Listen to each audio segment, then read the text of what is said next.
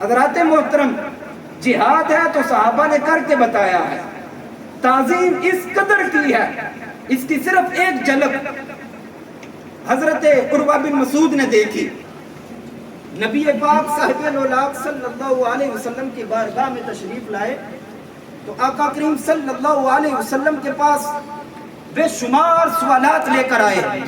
جب چہرہ دیکھا سارے کے سارے سوال بھول گئے، صحابہ اکرام کو دیکھنا شروع ہو گئے، صحابہ کو دیکھا، لیکن جب بنو ثقیف کی طرف آپ واپس لوٹے، لوگ انتظار میں تھے، وہ سارے کے سارے دوڑتے ہوئے آئے۔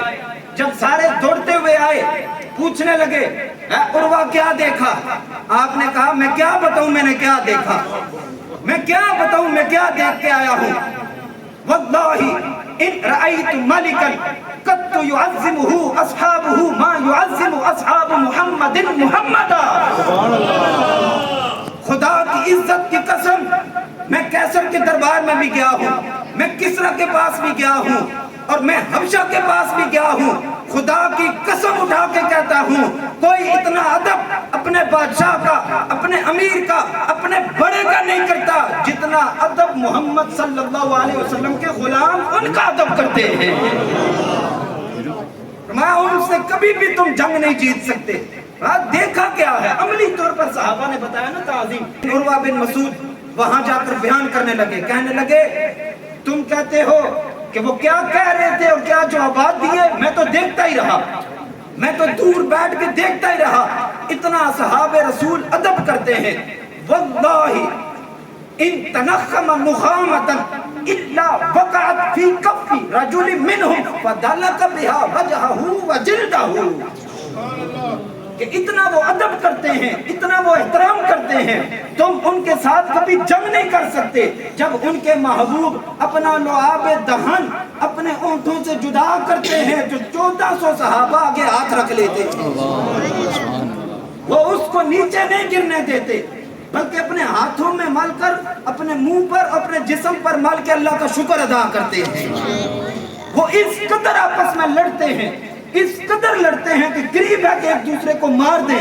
کیا جو لعاب دہن کا اتنا ادب کرتے ہوں اور جو وضو کے پانی کا اتنا ادب کرتے ہوں، وہ ذات مصطفیٰ سے کتنا پیار کرتے ہوں گے، کس قدر مبالغہ کرتے ہوں گے، کس قدر مبالغہ کرتے ہوں گے۔ اور اس بات پر امت کا اجماع ہے۔ اجماع کوئی عام بندے کا کام نہیں ہے، کسی بھائی کے ریڑھی والے کا، کسی اور کا کام نہیں ہے۔ جب لفظ اجماع مفتی صاحب آتا ہے تو اس وقت امام جلال الدین سیوطی کا نام آتا ہے، اس ٹائم حافظ ابن جوزی کا نام آتا ہے، اس ٹائم ابن حجر اسقلانی کا نام آتا ہے، اور اس ٹائم سب سے بڑھ کے چڑھ کے حضرت عبداللہ بن مبارک کا نام آتا ہے، اور سب سے بڑھ کر اجماع کا لفظ جب بولا جائے تو اس وقت عاشق مدینہ امام مالک کا نام آتا ہے۔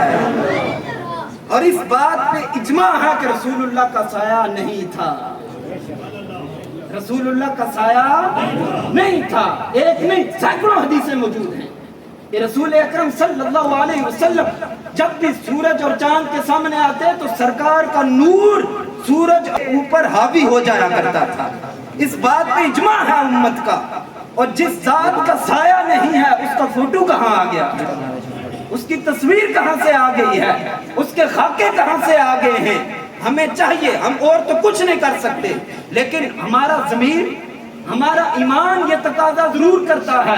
ہم بڑے لیول پر تو جا کر بات نہیں کر سکتے، نہ وہاں تک ہم جا سکتے، ہمارے بڑے موجود ہیں وہ بات کر رہے ہیں، لیکن ہمارا حق بنتا ہے کہ ہم اپنے گھروں کے اندر جیو ٹی وی کا مکمل بائیکاٹ کر دیں۔ کیوں جی؟ مکمل بائیکاٹ کر دیں، مکمل اپنے اوپر حرام سمجھیں کہ جس ذات کا سایہ نہیں ہے تم نے اس کے خاکے بنا دیے، اور جس ذات کی اتنی صحابہ تعظیم کریں، ذات تو ذات رہی، جن کے لعاب دہن پہ صحابہ لڑنا شروع ہو جائیں، بتائیں پھر اس ذات کا احترام کتنا کرتے ہوں، کس قدر احترام۔ ہم اور کچھ نہیں کر سکتے، کم از کم 8-10 بندے مل کر کیبل والے دفتر میں جا کر کہہ سکتے ہیں بھائی ہمارے اس محلے میں سے جیو ٹی وی کو ڈیلیٹ کر دو، اس ٹی وی کو ڈیلیٹ کر دو. اس کے ڈراموں والے چینل, اس نے ڈرامے میں بھی پتہ چلا ہمیں کہ کل پرسوں اس نے ڈرامے میں اسلامیات کی کتاب کو اٹھا کر یوں پھینکا ہے, اوپر نبی علیہ السلام کا روزہ بنا ہوا اٹھا کے پاؤں میں پھینکا ہے. وہ جیو جس چینل پہ ڈرامے لگتے ہیں اس چینل والے لڑکی نے. تو حضرات محترم, ہمارے ایمان کا یہ تقاضا ہے کہ ناموس نبی کی خاطر ہر باطل سے ٹکرائیں گے. جو راہ میں ہماری آئے گا ہم اس کو مار گرائیں گے. یہ مسئلہ ہے جب ایمان کا, پھر کیا خطرہ ہے جسم و جاں کا. جو اس مسئلے کو چھیڑے گا پھر تاج اچھالے جائیں گے. تو حضرات محترم, بس ہمارا یہی ہے کہ آپ جیو ٹی وی کا مکمل بائیکاٹ کریں, اپنے اوپر حرام سمجھیں, اپنے گھر والوں کو, محلے والوں کو بتائیں کہ یہ چینل دیکھنا چھوڑ دیں.